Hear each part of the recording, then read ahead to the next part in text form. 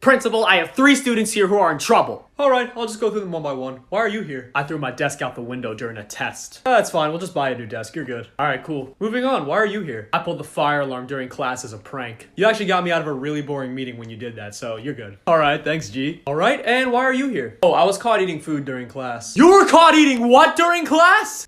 Food? What else would I be? Detention! For eating? Are you kidding? Yes! You should only eat during lunch when we feed you! You want me to eat that? The food you serve us is inedible! Oh, please, you can eat it. No, we can't. It's not like we're giving you prison food. You know, I read prison food is actually better, so... So you're saying this school is a prison now, huh? The way you're running it? Yes. You know what? You just got another detention. Hey, you can't! And that's 3. Dude, stop! 4. Keep it up. I'm just gonna keep adding detentions, alright?